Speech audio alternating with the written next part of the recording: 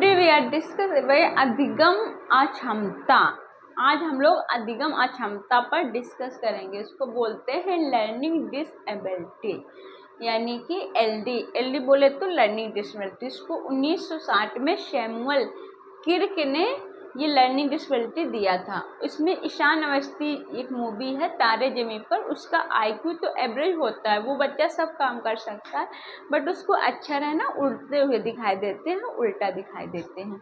And इसमें क्या होता है, बी को डी दिखाई देता है, शाह को वाट दिखाई देता है, 6 का 9 और गॉड को डॉग होता है। ए ऐसे दिखता है, reverse difficulty in reading. Okay,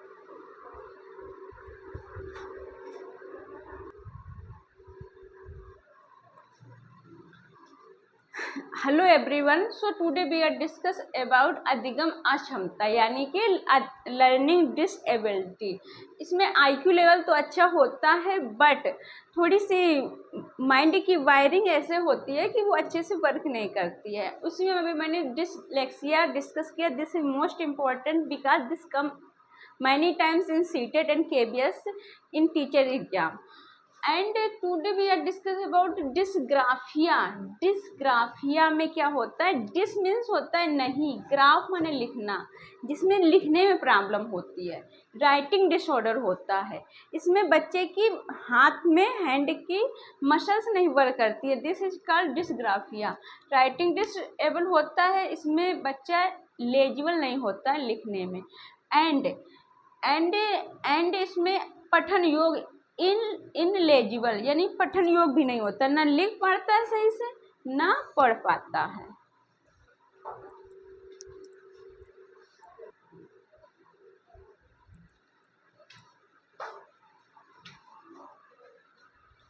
okay, so my next point है अधिगम अक्षमता, यानी लर्निंग डिसएबिलिटी में ही आता है डिसकैलकुलिया। डिस माने नहीं और कैलकुलिया माने जिसमें हम लोग कैलकुलेशन कर सकते हैं। डिस माने नहीं और कैलकुलेशन यानी कि जिसको हम गणना नहीं कर सकते, this is known as dyscalculia. इसमें कैलकुलेशन नहीं कर सकते, गणन संबंधी विकार है, जैसे मैथ की प्रॉब्लम नहीं कर सकते। देखो किसी किसी को मैथ बिल्कुल नहीं आती है, वो अदर प्रॉब्लम है। नहीं, किसी किसी को समझ में बिल्कुल भी नहीं आती है, वो दिस इज अ डिसग्राफिया। और किसी को कुछ आती है, भले उसने मैथ स्ट्रीम ना ली हो, कुछ अदर पढ़ा हो, बट वो अदर प्रॉब्लम है। इसमें बच्चे को मैथ समझ नहीं आती है, this is called dyscalculia.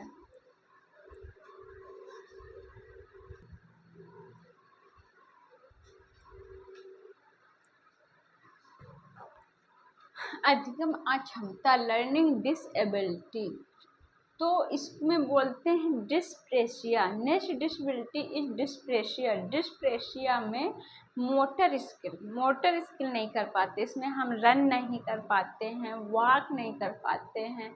In holding a pen, जैसे मैं पेन पकड़े हूँ तो इनके मसल में इसे प्रॉब्लम आती है, ये लोग पेन नहीं पकड़ सकते, दिस इज कॉल्ड डिस्प्रेशिया। और रन भी नहीं कर सकते, वॉक भी नहीं कर सकते, ये पेशी संबंधी डिसऑर्डर है।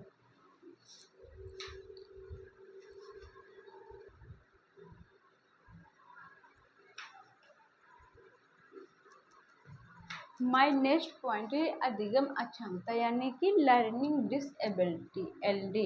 इसको बोलते हैं डिसफेशिया। डिस में माने नहीं, फेशिया माने हम फेस कर सकते हैं या समझ नहीं सकते। डिस माने नहीं और फेशिया माने क्या होता है, जिसको हम फेस ना कर पाए, समझ ना पाए, डिसफेशिया। इसमें लैंग्वेज कम्प्रीहेंशन आता है। लैंग्वेज कम्प्रीहेंशन यानी भाषा को समझने में प्रॉब्लम होती है। And competency based education CBE।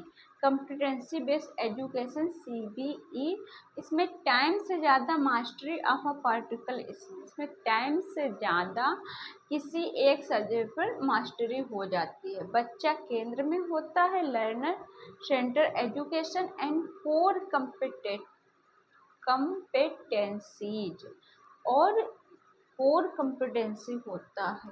Competency means होता है योग्यता आधारित शिक्षा, तो इसमें कोर कम्पिटेंसी होता है। डिस्लेक्सिया में लैंग्वेज को समझने में बच्चे को प्रॉब्लम होती है, वो अच्छे से लैंग्वेज नहीं समझ पाता है। और टाइम से ज़्यादा मास्टरी पर्टिकुलर स्किल। तो अगर इसमें हम बच्चे को समझाना जाए तो थोड़ा टाइम लगेगा, तब जाके बच्चे थोड़ा थोड़ा समझ पाएंगे।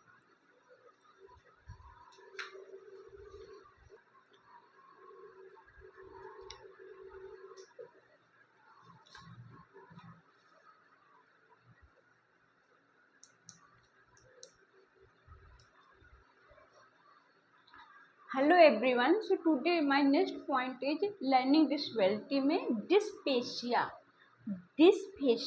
डिस्पेशिया में इसमें क्या होता है, इसमें अच्छा ये मैंने तो पहले डिस्कस कर दिया। डिस माने नहीं, फेसिया माने कम्युनिकेशन। बच्चा कम्युनिकेशन नहीं कर सकता समाज में, उसको शर्म लगती है, लोगों से मिलने में, बात करने में हिचक होती है। This is not डिस्पेशिया।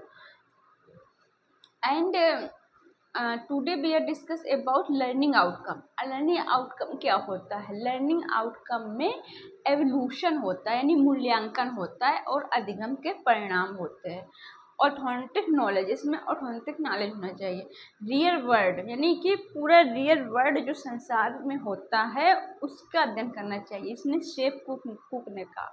और इसमें ऑथेंटिक नॉलेज होना चाहिए, बिल्कुल रियल वर्ल्ड का नॉलेज होना चाहिए। एंड रियल ऑन पेपर, ये रियल होना चाहिए किसमें? पेपर में। ये हमको लर्निंग आउटकम मिलना चाहिए।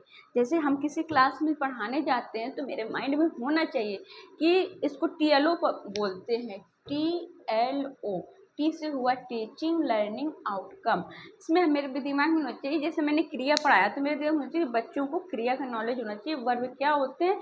अगर इंग्लिश से पढ़ाना है तो एक्शन वर्ड का भी नॉलेज होना चाहिए। उसमें बच्चों को कैसे रन मैंने एक अच्छा सिखाया बच्चों को रन, उनको रन करके दिखाना है। फिर मैंने सिखाया कि वीफ माने रोना, तो बच्चों को रो के मतलब कि एक्टिंग करानी है। फिर मैंने बताया कि बच्चों रीडिंग पढ़ो, तो वो रीडिंग करेंगे। यानी मुझे दिमाग होना चाहिए, मुझे क्रिया से पढ़ाना तो इतने वर्ड बच्चों के दिमाग में होने चाहिए।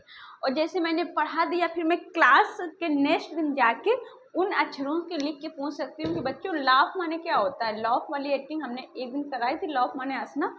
तो बच्चे के दिमाग में होगा कि लाफ माने होता है हंसना, और रन माने दौड़ना, ईट माने खाना। ये छोटे छोटे वर्ड अगर हम बच्चों को एक्टिंग के थ्रू बताएंगे, सिंग माने गाना गाना, सिंग द सॉन्ग, तो उनको गाना के बाद ऐसे अगर ये वर्ड हम बच्चों को दिमाग में भर देंगे और थोड़ी एक्टिविटी भी करा देंगे तो उनके दिमाग में रहेगा। और नेक्स्ट दिन मेरे दिमाग में होना चाहिए कि इसका लर्निंग आउटपुट क्या आना चाहिए, बच्चों को ये वर्ड आने चाहिए और मुझे इनको कैसे डिलीवर करना है, किस मेथड से, क्योंकि छोटे बच्चे हैं तो उनके लिए एक जी मेथड होना चाहिए।